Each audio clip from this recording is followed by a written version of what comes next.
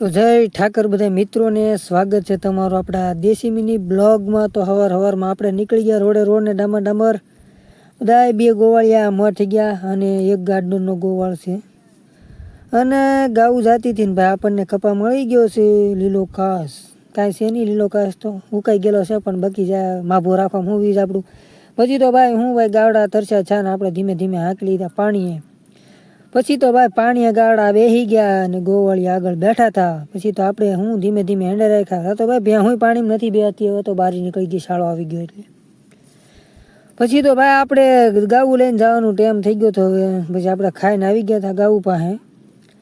પછી ભાઈ આલી આપણે ગાવું બોલાવી લીધી ધીમે ધીમે બાવળિયા હોપટ, કેમ કે બાવળિયામાં ઘર તો હજી ગાવું ધરાય એવું છે પણ ગાવું સરતી નથી આમાંથી.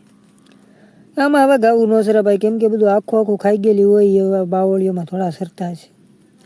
પછી તો ભાઈ આપણને મળે કૂસાવાળું ખેતર મળી ગયેલું હતું એટલે આપણે એ બાજુ ધીમે ધીમે વાંભી લીધા અને ભાઈ બધા ભાઈઓ ભેગા થઈ ગયા અને આવવા દીધા સીધા કૂસાવાળામાં. કેમ કે આમાં એક વખત આપણે સારી ગયેલા છીએ પાછા આવેલા સારવા, કેમ કે ખડ સારું હતું. પછી તો ભાઈ આપણે બહુ ફાકા ફોજદારી કરી નાખીને ભાઈ હું પછી ગાવડા તરસ્યા જાય એટલે ધીમે ધીમે આપણે પાણીએ નીકળી ગયા. થઈ ગયો તો આપણે ઘેર જવાનો ટાઈમ એટલે આપણે ભાઈ પાણીએ ઉતારી દીધા બધા ગાવડાને અને ભાઈ હજી અહીંયા હાલ્યા જ આવે છે લાંબા.